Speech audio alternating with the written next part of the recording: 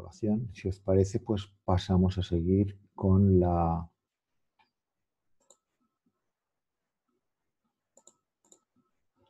que veíamos del transistor MOS. El objetivo de estas siguientes clases será la derivación de el poder derivar las expresiones analíticas de corriente versus voltaje del transistor, del transistor MOS. Como ya sabéis, como ya os comenté, el transistor MOS, que lo entenderemos como un dispositivo de dos terminales,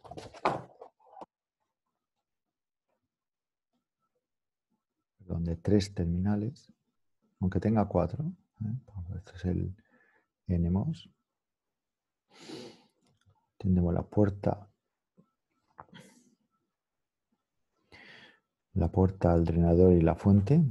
Hay un cuarto que es el substrato, que suele estar conectado a la fuente, cortocircuitado a la fuente, con lo cual no se muestra. Y aquí podemos ver, pues básicamente con dos tensiones ya tenemos definido mi sistema, puesto que la tercera estaría en función de estas dos, VDS e IBS. Y luego tenemos pues una corriente,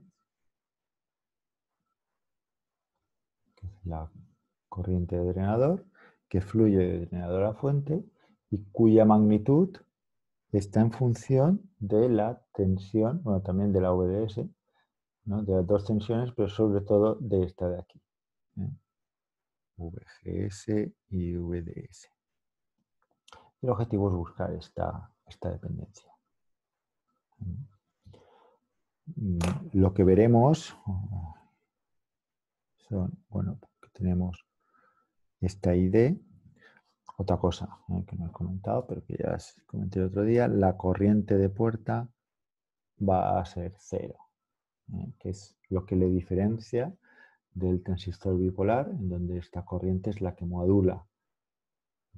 Eso le confiere esas características de bajo consumo.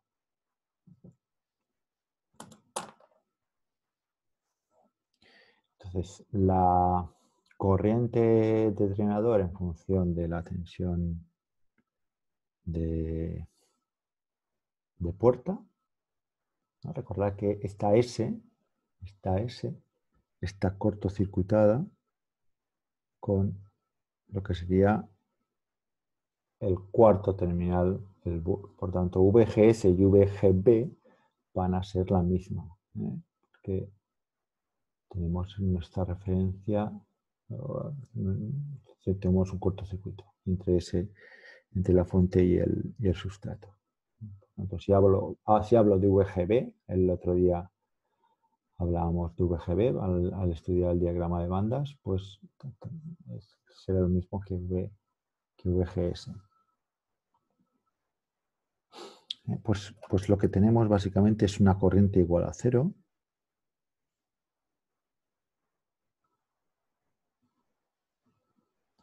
Siempre y cuando sea inferior a una determinada tensión, que le llamamos la tensión umbral. Y a partir de esta tensión umbral esto crece. Si graficamos la ID en función de la VDS, que es la segunda tensión, pues tenemos unas curvas tal vez como esta. Primero puede que esté en corte. Esta sería la situación en donde VGS es inferior a esta tensión umbral. Y luego unas cuadráticas que saturan en un momento dado. Con lo cual esto es para distintos valores de VGS. ¿No? Aquí VGS 1, 2, 3. Pues esta es mayor que esta y esta es mayor que esta. Esta VGS2 ya es superior a la tensión umbral, entonces, ¿no? Estamos aquí, una VGS y la otra, ¿no? El punto 3, el punto 2 y el punto 1. Un punto 1 subumbral, un punto 2 ya por encima del umbral y un punto 3, ¿no? Por encima también del umbral y por encima del punto 2. Y esto se ve reflejado en curvas distintas cuando variamos VDS. Aquí esta es la variación de la tensión entre drenador y fuente. Cuanta más diferencia, más corriente en principio. Pero si se llega a un determinado punto, a partir de una determinada tensión, que es la tensión de saturación, eso se queda fijo. Por tanto, podemos distinguir la situación de corte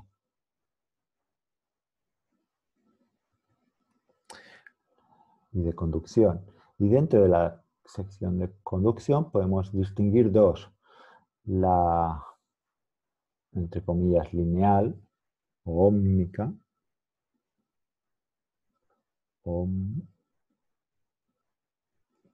ómnica, y luego la de saturación.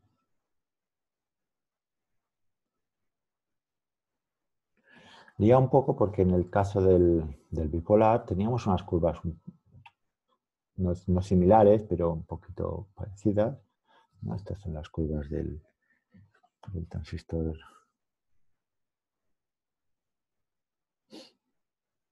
Tenemos la corriente del colector en función de V colector emisor, pues tenemos una cosa tal como esta, ¿no?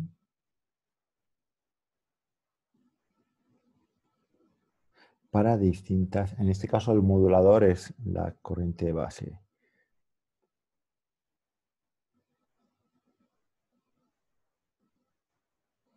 Uno, dos, tres, ¿no? Cuando aumento la corriente de base, aumento beta veces y B, ¿no? Aumento la corriente de colector. Y lo comento esto porque se parecen, ¿no? Tienen un cierto parecido, pero a esta zona se le llama zona de saturación. Esta es la saturación, porque tenemos saturados, tenemos activos los dos diodos del transistor, ¿no? Tenemos dos entre colector y base, y entre emisor y base, bueno, al revés, ¿no? Si es el NPN. Entre emisor y base y colector y base tenemos dos diodos y esta es la situación de saturación. Y luego tenemos la situación lineal. Esta sería la situación lineal. Un poco se cambia ahí o activa directa. Esta es activa directa. Se cambia aquí un poco los papeles de la nomenclatura.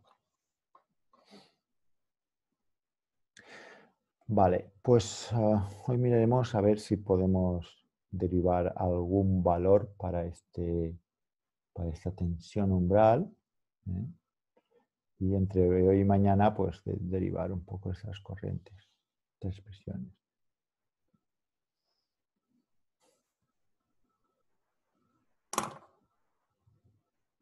Que serán estas primeras transparencias, pero que yo salto porque me voy a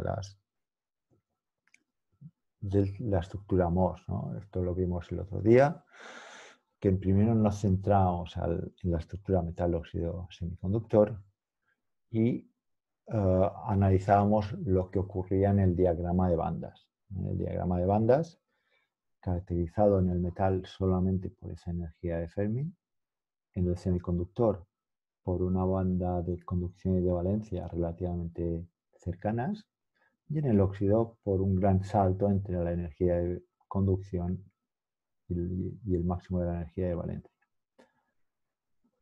Aparte de eso, definíamos parámetros como la función trabajo del metal y del semiconductor, que es la diferencia entre la energía máxima, ¿no? La energía a partir de la cual el electrón es libre, y la energía de Fermi, o la afinidad electrónica, que es la energía necesaria para sacar un electrón en la banda de conducción hasta hasta fuera del cristal. Son referencias, son constantes del cristal, dependen del material. Cambiamos el semiconductor y estos valores me van a variar. También cambiamos el dopaje, fijaros, si cambiamos el dopaje, nos varía también lo que es la función de trabajo. Si el material está aislado, cambiamos el perfil de portadores porque esté...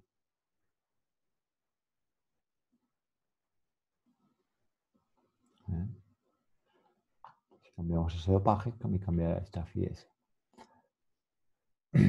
Todo puesto junto, pues me dará una estructura en la cual tenemos una barrera de potencial, la parte aquí más relevante, tenemos una barrera de potencial que impide que los electrones de conducción o estos electrones de conducción de metal en el semiconductor puedan pasar a la otra banda, a la otra, pues, al otro, ¿no? Al otro extremo, por la presencia de este salto, ¿no? Aquí, como no puede haber electrones, pues no me pasa. Hay ese aislante que no permite esa conducción.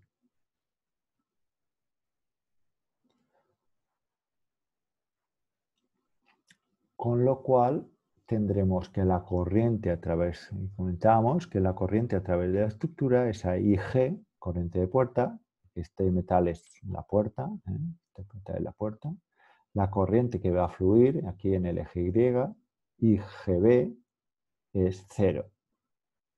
Y como es 0, en el metal y en el semiconductor, en donde sí que tenemos portadores, pues la energía de Fermi va a ser constante, porque la corriente de portadores electrones libres o huecos es 0, no puede pasar al otro lado.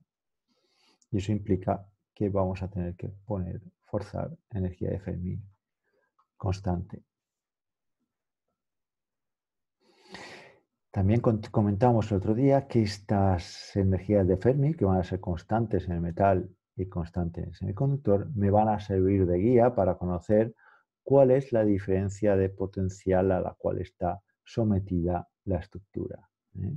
Entre el metal y el sustrato, ¿no? Aquí yo este simbolito que representa el símbolo de tierra, el símbolo de 0 voltios, y este punto de aquí que está forzado a una tensión VGB, pues ahí está la diferencia de potencial, VGB, ¿no? Esto sería la tensión forzada. Puede ser tensión positiva o negativa, la VGB puede ser por encima o por debajo de ese valor de tensión de sustrato, y eso me forzará, me cambiará el perfil de bandas que muestro aquí. En el caso del metal, al ser altamente conductivo, el campo eléctrico interno pues, es 0, con lo cual prácticamente 0. Dibujamos las bandas completamente planas, el E0 completamente plano. La caída de potencial VGB básicamente en gran parte estará en el óxido y en una pequeña parte estará en el semiconductor, porque son los más resistivos. Este es el más conductivo, el más resistivo sería el óxido y luego le vendría el semiconductor.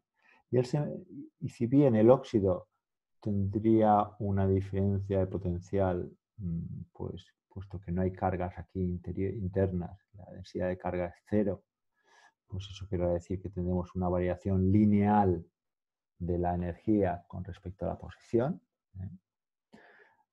Eso es por la ausencia de cargas. Aquí en el semiconductor, puesto que voy a tener cargas móviles que se podrán desplazar, pues voy a tener caída de tensión, pero no de forma uniforme.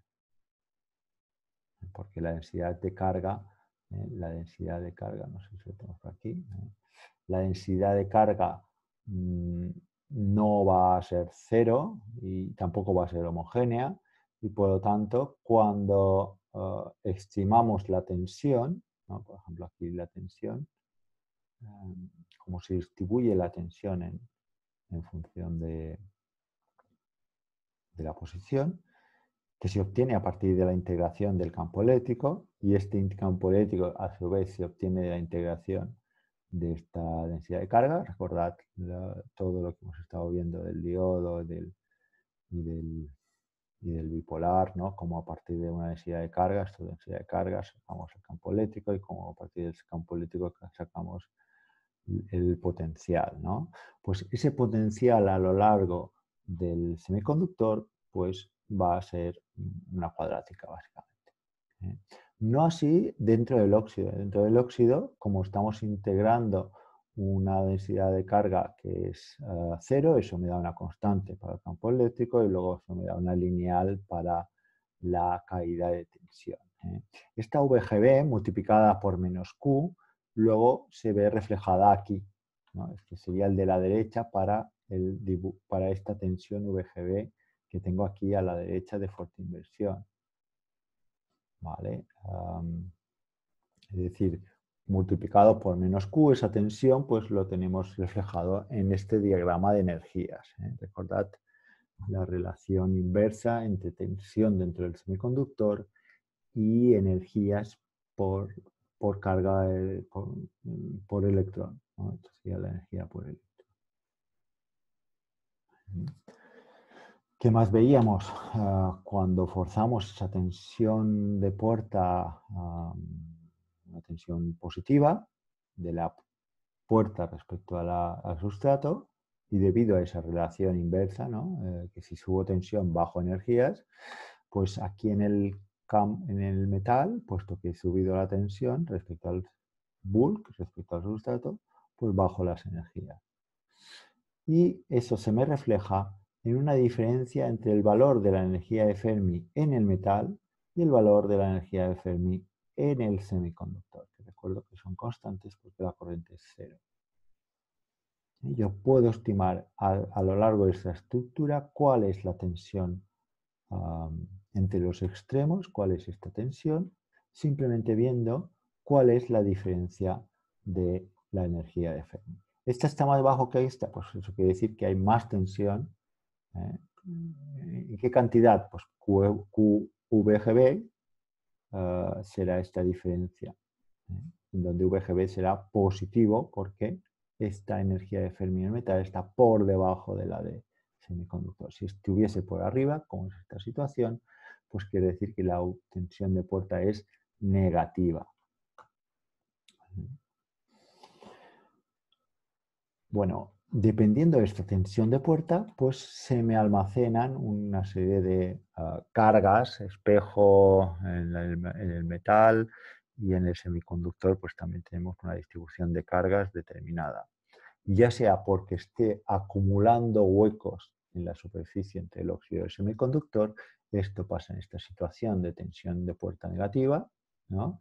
El semiconductor tipo P, porque la energía de Fermi está cerca de la de valencia, pues al doblar bandas, pues hago que sea más P todavía, por eso quiere decir que aquí ya no es neutro, ¿eh? Recordad, la densidad de carga iónica es constante en el semiconductor, lo sostenemos constante.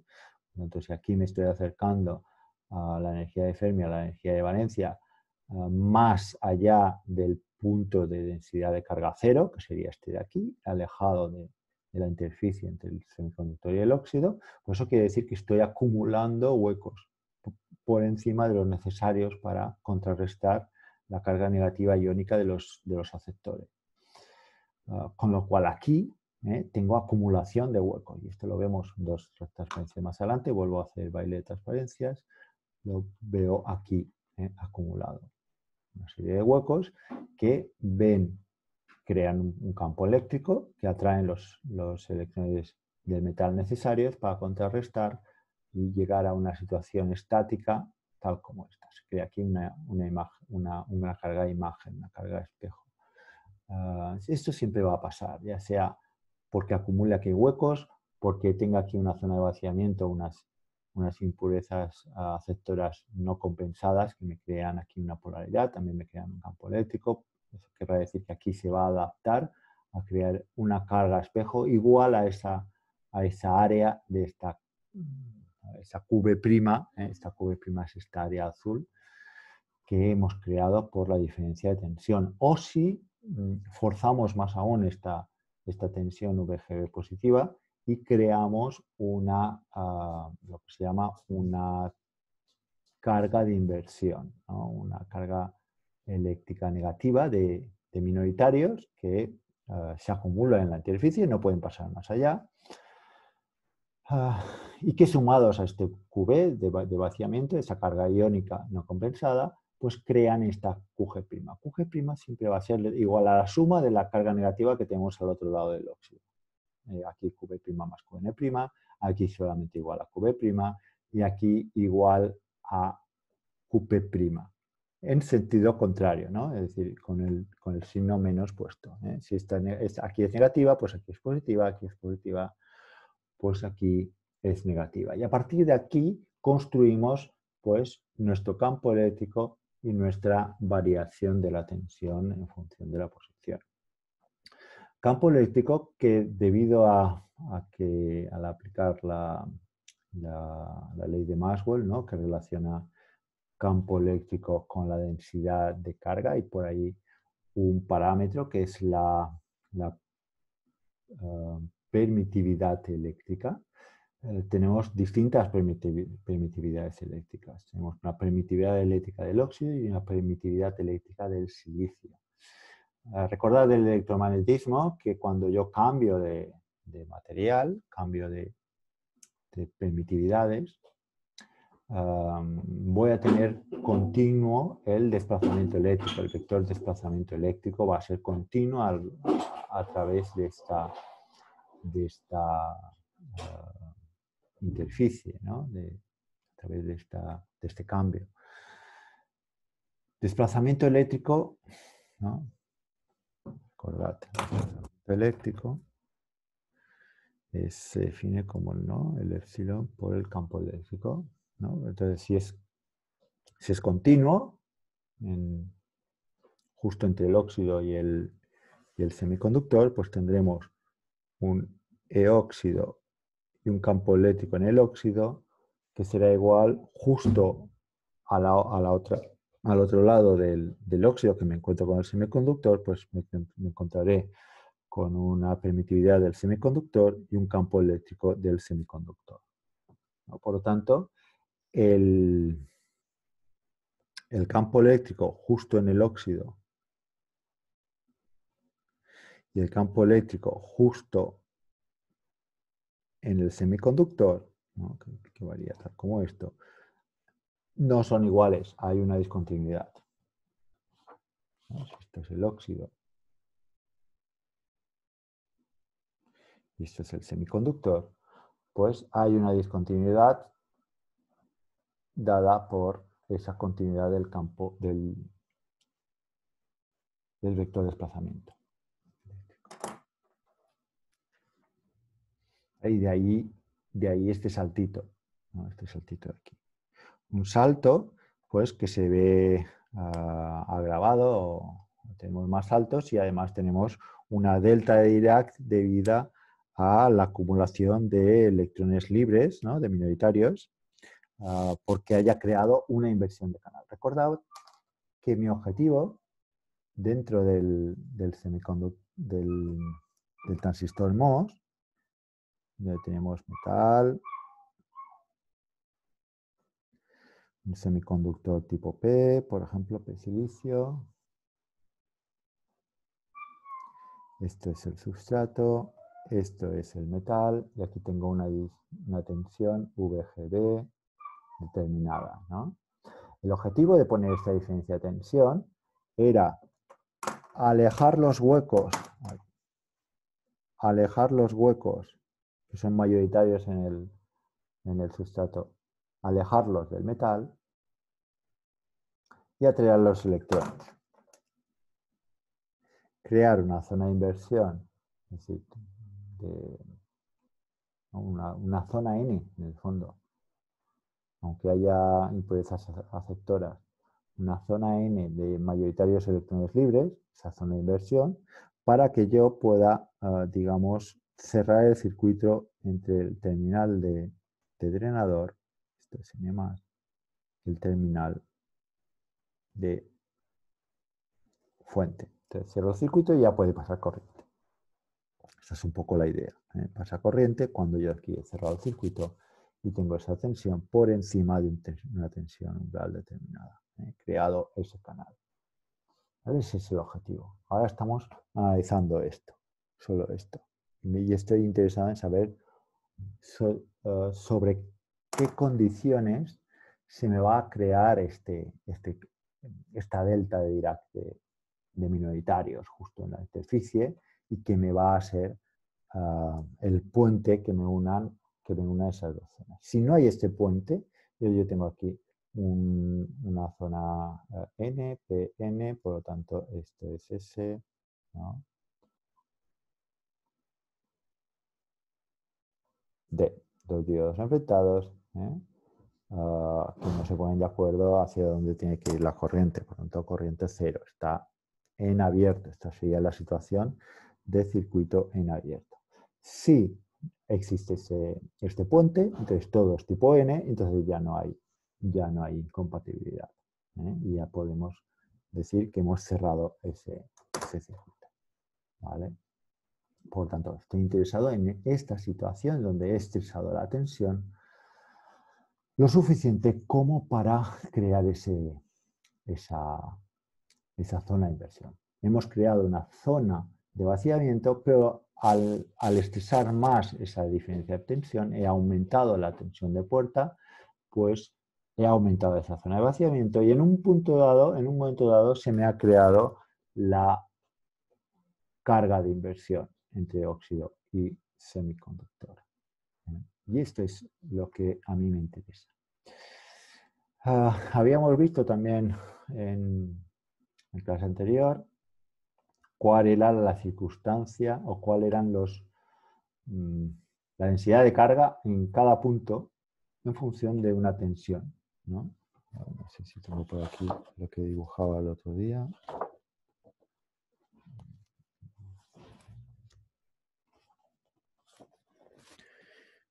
Y así no lo tengo que volver a dibujar.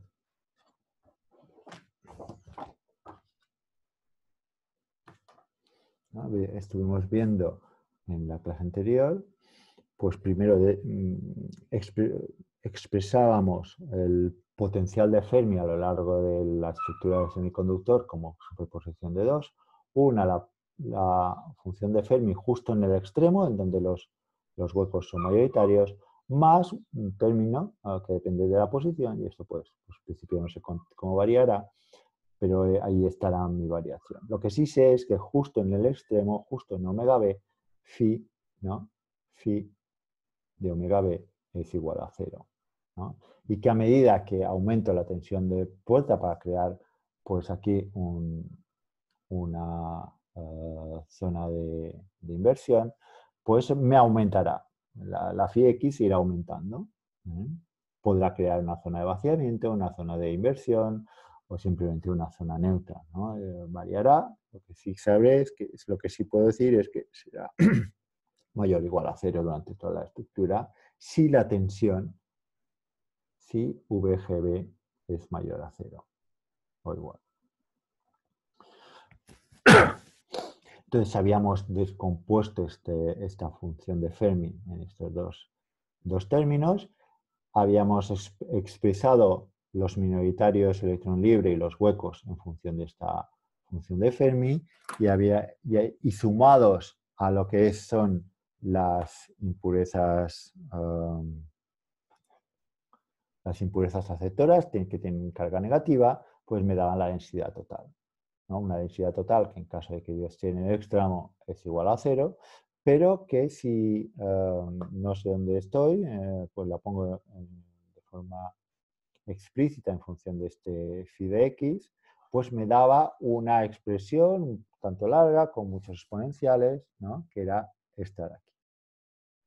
Era esta de aquí, donde hay tres términos. Uno primero debido a los huecos mayoritarios en principio mayoritarios en el semiconductor, un tercer término negativo debido a la aportación de carga eléctrica negativa de los electrones libres y un tercer término, que son esta suma, que no depende de phi, aquí estos dos sí dependen de phi, pero esta suma es NB, que son los, digamos, la carga iónica, debido a la carga iónica, que se tiene que compensar, ¿no? Este menos NB sería, que se tiene que compensar por estos dos o no.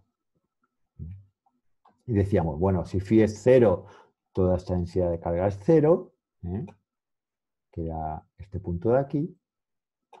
Si phi es positivo, pues este exponencial crece exponencialmente, tengo sobrecompensación de la carga negativa iónica fija, ¿no? Y me voy hacia la izquierda, phi negativo. Y si phi es positivo, pues paso por dos regiones. Uno en el cual este término todavía es pequeñito, este término es pequeñito porque esta exponencial del argumento es negativo, aquí el argumento también será negativo, esto es fijo y es el que vemos aquí, el QNB, carga iónica no compensada. Esto se denominará la zona de vaciamiento, zona en la cual no tengo pocos portadores, no tengo huecos porque han huido, entre comillas, porque hemos puesto una tensión phi positiva. Entonces no tengo esos mayoritarios que me compensaban esas impurezas negativas. Recuerdo aquí el eje está invertido, esto es menos densidad de carga. Y luego, si seguimos estresando la tensión, decíamos que este término, debido a los electrones libres, que en principio son minoritarios, empieza a ser importante a partir de que phi sea igual o ligeramente superior de 2 phi b, con lo cual esto exponencialmente me crece. Esta situación, dentro de lo que es la estructura del transistor MOS, el primer punto en el cual empezará a crecer la densidad de carga de los electrones libres será justo entre el óxido y el semiconductor, justo en el extremo, porque este es el punto de mayor tensión si VGB es positiva, el punto de mayor tensión de phi es este de aquí. Entonces esto empezará a crecer y una vez que crezca creará una carga de apantallamiento que evitará que el potencial aquí varíe, ¿no? Porque veremos aquí una carga compensada, aquí habrá carga positiva y a medida que aumente aquí la tensión, aumente aquí la electropositividad, simplemente se invertirá en aumentar la electronegatividad de la carga justo entre el semiconductor y el óxido, ¿no? Lo que es esta carga de inversión. Aquí tendré esa delta de Dirac. Y aquí tendremos confinado el campo eléctrico, toda la caída de tensión que fuerce se irá a lo que es la diferencia de tensión en el óxido y esta diferencia de tensión, ¿no? Lo que sería lo que yo llamaré phi s, ¿no? Que es el valor de phi en 0, en x igual a 0, que es este punto, pues phi s se quedará fijo a un valor, ¿no? Que podemos estimar más o menos en igual a 2 phi b, ¿no? Se queda ya fijo, este valor de phi s se queda fijo a 2 phi b una vez que se crea el canal. Si no se crea el canal, pues phi s será inferior a 2 phi b. Por tanto, este phi en 0, que estoy llamando phi en la superficie, será menor o igual que 2 phi b. Donde phi b es el valor de la función de Fermi, en valor absoluto, justo en el interior, ¿no? Que es este. Bueno, aquí no pongo valor absoluto, pero aquí se sobreentiende. Aquí.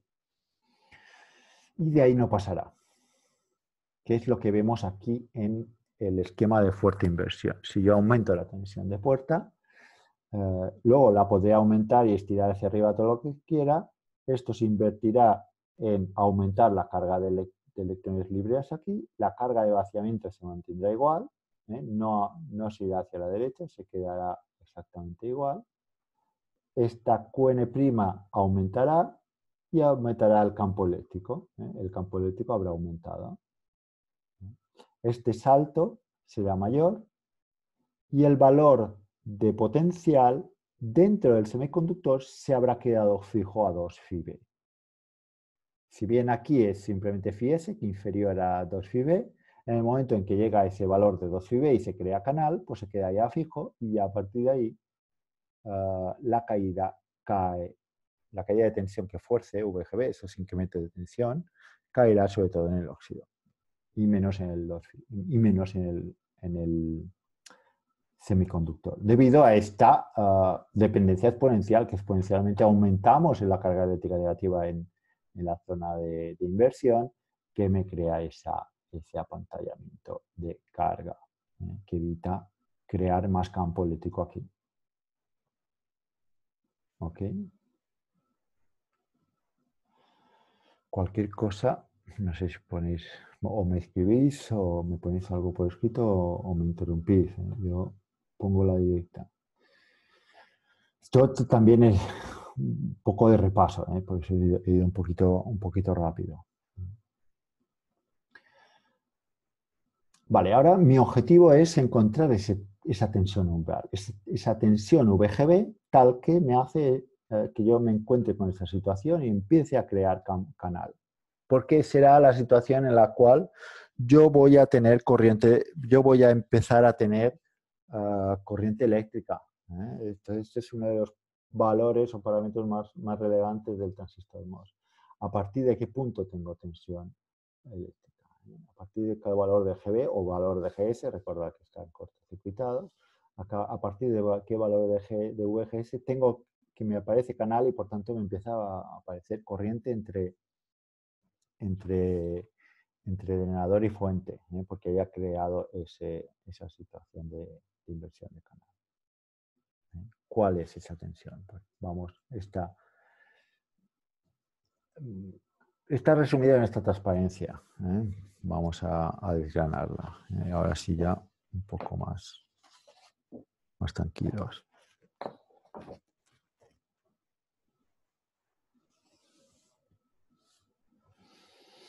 Para eso vamos a dibujar, ¿no? Dibujo ahora un nuevo esquema. Medio minuto y os lo muestro. Os lo muestro ya y así es menos aburrido. Esto es, por ejemplo, P-silicio, ¿no? Y yo aquí vamos a poner aquí, esto es un contacto metal semiconductor tipo óhmico. Recordad que hay dos tipos de uniones metal semiconductor, o óhmico o de rectificación. No ha de ser de rectificación, es decir, se busca el material óptimo para que esto simplemente sea una resistencia. Esto lo puedes poner como tensión de referencia. Esto es mi...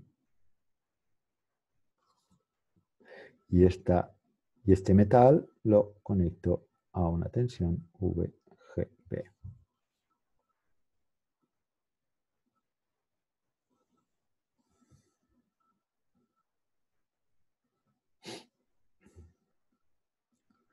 Vale, y hemos dicho que yo busco una situación en donde VGB es tal, es positivo, y es tal que se ha creado aquí una zona de inversión, se ha creado una zona de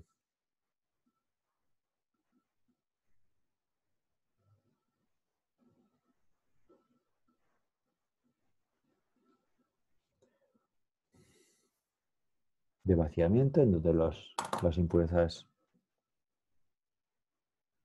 iónicas, ¿no? Los iones aceptores no están compensados hasta un punto determinado. Vamos, aquí todo siempre es abrupto. Esto es cero. Esto vamos a llamarlo I sub D, de depletion, de vaciamiento. Esta sería menos Tox. Por tanto, Tox sería la distancia desde aquí hasta aquí. Y por supuesto, aquí yo tengo unas cargas positivas que tienen que contrarrestar, tienen que hacer de imagen de todo lo que tengo aquí.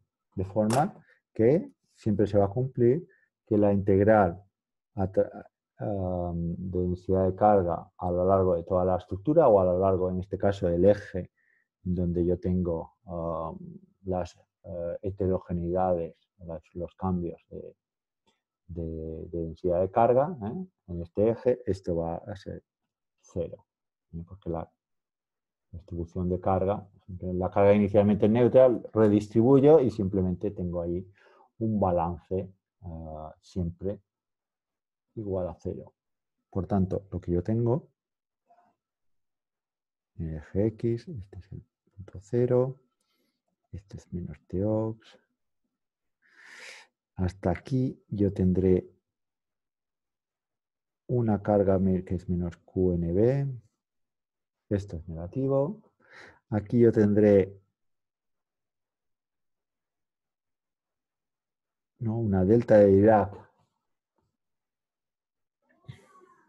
que ya ponemos como Qn', que es densidad de carga por unidad de superficie, por esa delta de Dirac en ese punto.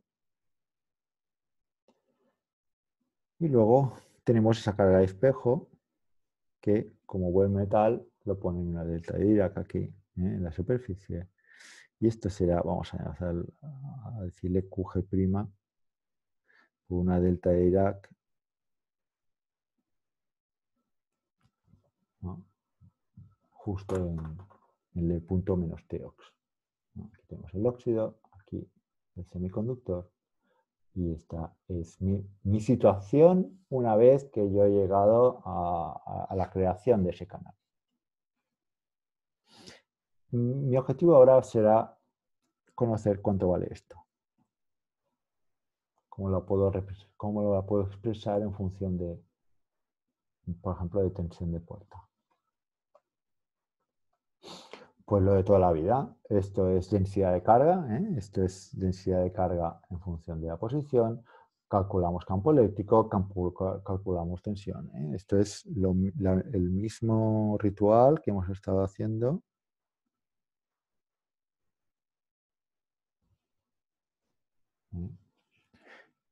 La integral de ρ de x diferencial de x dividido por epsilon. Esto es el campo eléctrico. Ojo, este epsilon me va a variar. Esta permitividad, tenemos aquí una permitividad del óxido y aquí una permitividad del silicio. Por tanto, si integramos en el silicio de izquierda a derecha,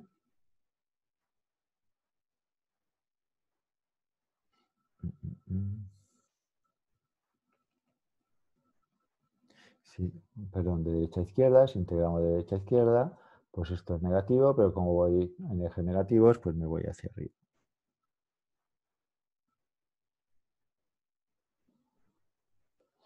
Y aquí tendremos campo eléctrico en la superficie.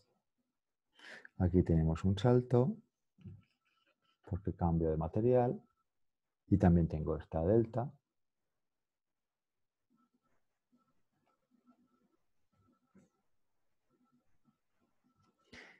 Lejos de la zona de densidad de carga, tengo campo eléctrico igual a 0.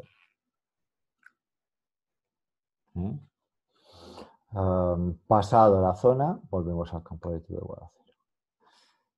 Aquí, puesto que integramos una delta de Dirac, pues esto sería QG'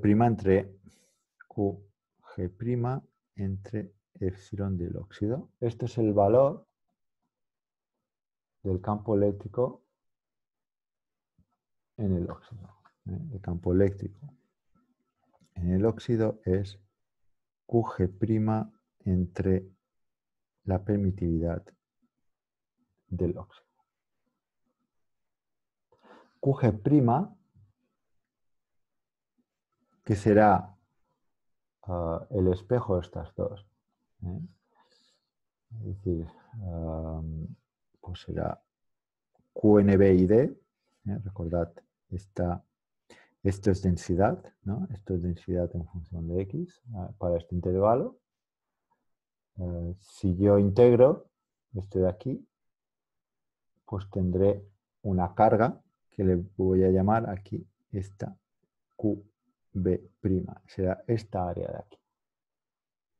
Esta área de aquí más el valor que tenemos aquí multiplicado por la delta será la integral que ha de ser igual a esta integral. Por tanto, QG' es la QB' en valor absoluto, más la QN' también en valor absoluto. Esta es mi incógnita. Yo quiero saber cómo varía esto. Esta QB' no es más que QNB por ID. Sin el menos porque va a haber valor absoluto. ¿Cuánto vale ID? Ya veremos cuánto vale. En principio, esto depende del dopaje. Esto, pues ahora es una incógnita.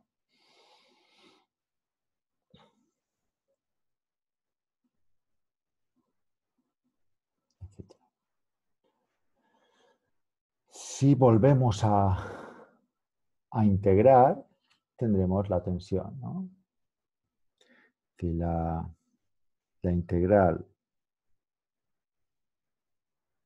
del campo eléctrico diferencial de X con un signo menos, esto es la tensión, ¿no? Por tanto, ahora dibujo cómo varía la tensión a lo largo de la estructura, referenciando esta tensión al extremo que vamos a decir que es cero. Justo en el extremo vamos a decir que la tensión es cero. Como sabéis, aquí le puedo sumar una constante, ¿no? Es decir, lo voy a hacer de forma tal que, como he puesto aquí, justo en el extremo, estos son 0 voltios. Ya sabéis que en electricidad siempre se puede coger un nodo y decir que esta es mi referencia de tensión. Y todo se pone relativo a ese valor. Bueno, pues integramos, ¿no? Integramos.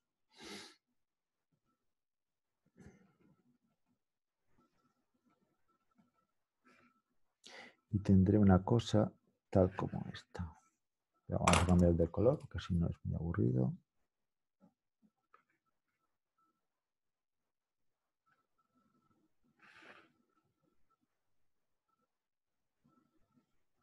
Bueno, aquí veríamos una caída de tensión en el óxido y aquí tendríamos una caída de tensión que le llamamos fieses, esa fiese en la superficie. ¿No?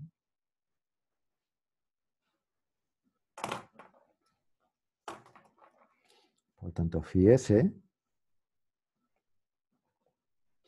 no es más que la integral de este triangulito, que es un medio de ID, por el campo eléctrico en la superficie. Que habíamos dicho que este campo eléctrico era, no sé si lo hemos dicho, bueno, este campo eléctrico de sub S se obtiene integrando estas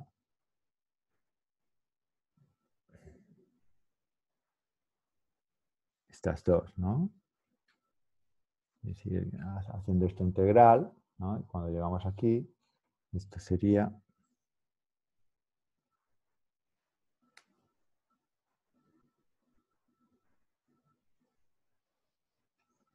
pues QNB, ¿no? Sí, tenemos el campo eléctrico en la superficie, será el QNB por ID dividido por el epsilon del silicio.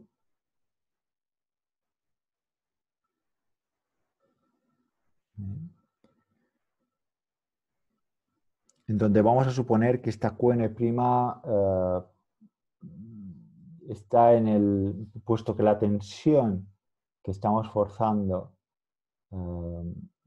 empieza a ser incipiente esta QN', vamos a suponer que esta QN' que ya empieza a valer algo, pero que no es muy relevante por el momento respecto a esta QB', ¿no? Porque empieza a ser relevante.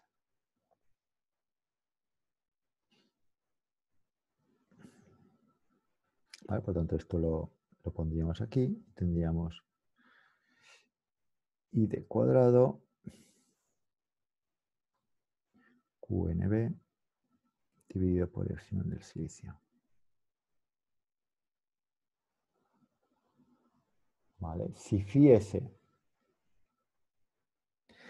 es tal que es menor que S2 phi b, entonces recuerdo que no se me ha creado, si el phi en la superficie no es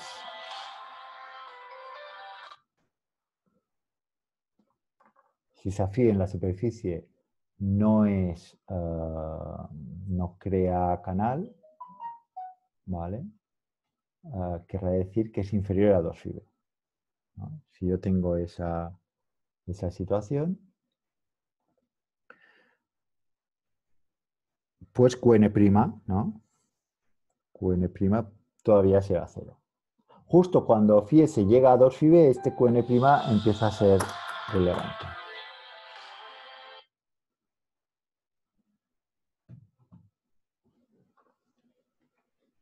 ¿Vale?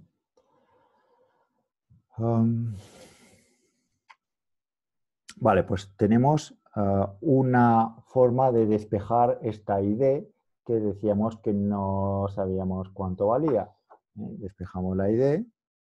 La ID la podemos poner como raíz cuadrada de 2 veces epsilon del silicio por phi s dividido por QNB. ¿Vale? Eso es el valor de I sub d.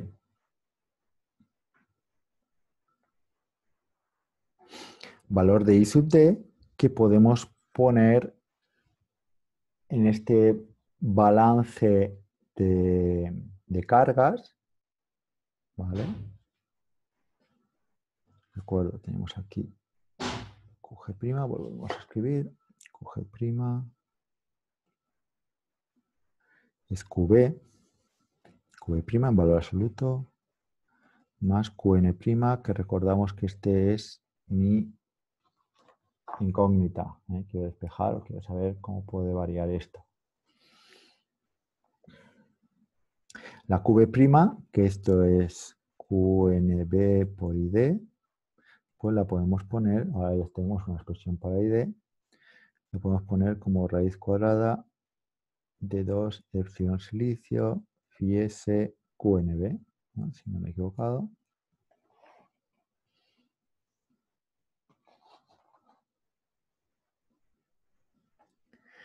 Y luego la QG',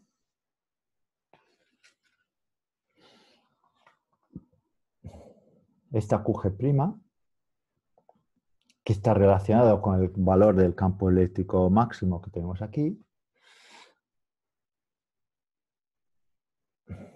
pues podemos relacionarla con la tensión, ¿no? Es decir, al final, cuando aquí partimos de una tensión VGB, ¿no? Esta es la tensión VGB o VGB que estoy forzando, ¿no? Y que podemos descomponer en la caída de tensión en el óxido más la caída de tensión en phi s, ¿no? Por tanto, podemos poner.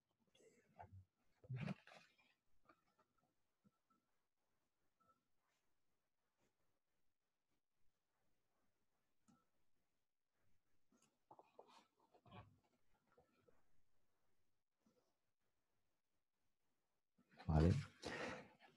Caída de tensión en el óxido. La caída de tensión en el óxido, pues viene a partir de esta integral, ¿no? Ponemos en otro color. ¿No? Cuando paso de campo eléctrico a tensión, integro, ¿no? Y obtengo esta caída.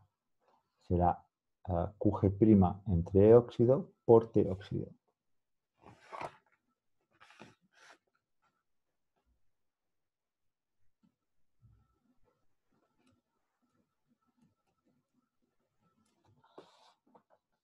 ¿Vale? En donde podemos definir la capacidad del óxido por unidad de área. Esto sería la capacidad del óxido que tenemos entre metal y semiconductor. Esto es EOX dividido por TOX. Por tanto, a esto lo podemos poner como QG' dividido por COX'.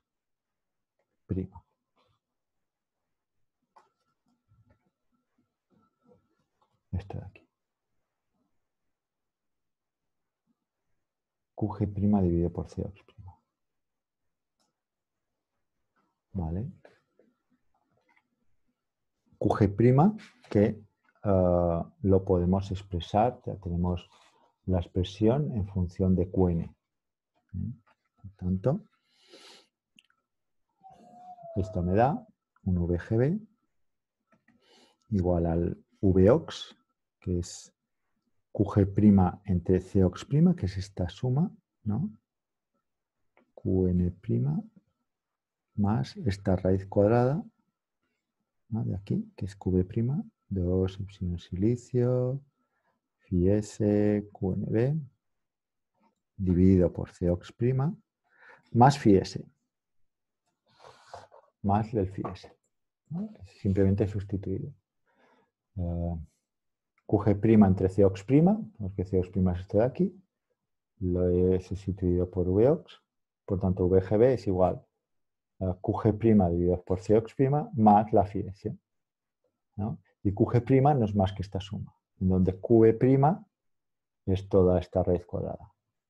Justo a partir del punto en el cual QN empieza a ser relevante, es cuando phi S llega al famoso 2 phi B. Cuando llega a este valor, entonces QN' empieza a desfontar.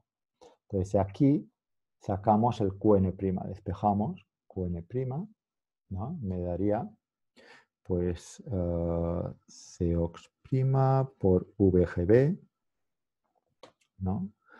Menos esto dividido por COX', 2 epsilon silicio QNB. Ahora en lugar de phi S ponemos 2 phi B dividido por COX' y luego menos phi S, que ahora es 2 phi B.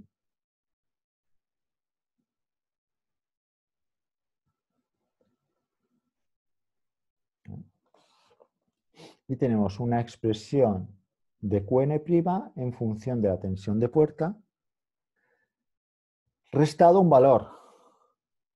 Esta tensión de puerta tendrá que ser como mínimo es igual para que esto tenga sentido. Es decir, una VGB igual a 0 y un valor de QN' negativo no tiene sentido en la situación que estamos hablando aquí, en donde mi carga es positiva.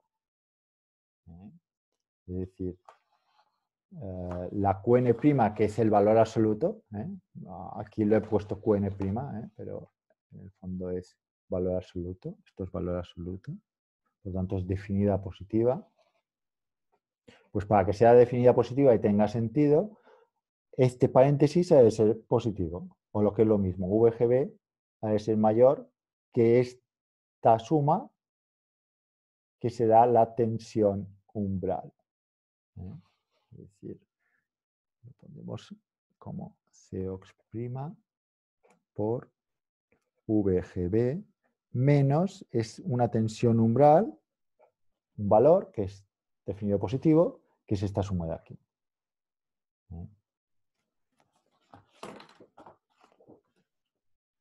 Podemos decir que la tensión umbral tiene esta pinta. Y aquí acabamos más 2 phi B, ¿no? Si no me he equivocado.